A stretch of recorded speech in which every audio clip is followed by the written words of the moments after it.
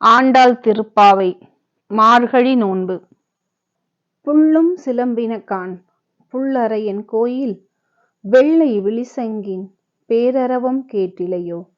பிள்ளாய் எழுந்திராய் பேய்முலை நஞ்சு உண்டு கள்ள சகடம் கலக்க அழிய காலோச்சி வெள்ளத்து அரவிர் துயிலமர்ந்த வித்தினை உள்ளத்து கொண்டு முனிவர்களும் யோகிகளும் மெல்ல எழுந்து அரி என்ற பேரரவம் உள்ளம் புகுந்து குளிர்ந்து ஏலோர் எம்பாவாய். தோழியரே, அதிகாலையில் பறவைகள் குதூகலத்துடன் கீசு கீசென்று கூச்சலிடுகின்றதை பாருங்கள்.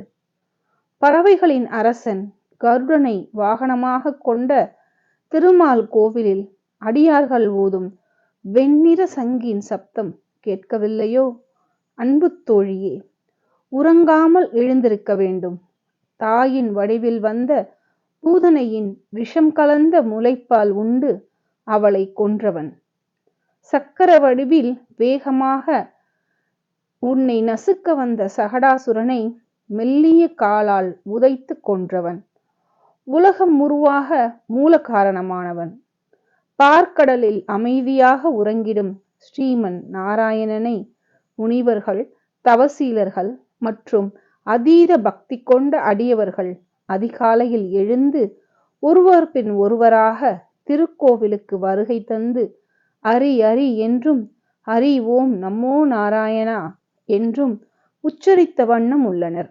எம்பெருமானின் திருநாமத்தை கேட்கும்போது எங்களின் உள்ளம் குளிர்ந்து அளப்பரிய சந்தோஷத்தை பொங்கச் செய்கின்றது.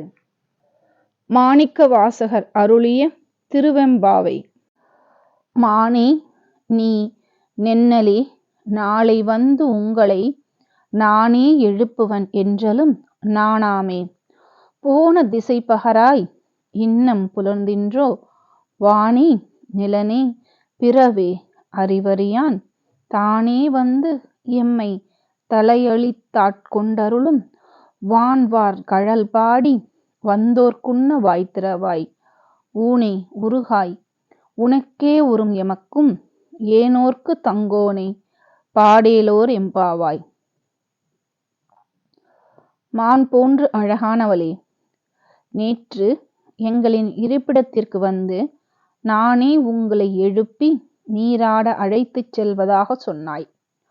சொன்ன சொல் மறந்து ஏதும் அறியாத பிள்ளை போல சிறிதும் வெட்கப்படாமல் குற்ற உணர்வின்றி தூங்குகின்றாய். நீ சொன்ன வார்த்தை கானல் நீர் போல காற்றோடு எந்த திசையில் மறைந்து விட்டது? சிவனோ எங்களின் மீது அன்பு கொண்டு தானாக வந்து காட்சி தந்து கருணை மழை பொழிகின்றான். சொல்லடி தோழியே, இன்னுமா உனக்கு விடியவில்லை? வானில் வாழும் தேவர்கள், பூவுலகில் வாழும் மனிதர்கள், முனிவர்கள் மற்றும் பாதாள லோகவாசிகளாலும் சிவனின் பிறப்பின் இரகசியத்தை அறிய முடியாது. சிவபெருமான் சிந்தனைக்கும் அப்பாற்பட்டவன். சிவபெருமானின் புகழை பாடி வந்த எங்களுக்கு பதிலொன்றும் சொல்லாமல் தூங்கிக் கொண்டிருக்கின்றாய். எங்களின் உடல், பொருள், ஆவி அனைத்தையும் சமர்ப்பணம் செய்து உலக மக்களும் நாங்களும் பயனடையுமாறு உலகம் போற்றும் தலைவனை போற்றி வணங்கி துதிபாட உடனே தூக்கத்தை விட்டு மார்கழி நீராட வருவாயாக தோழியே.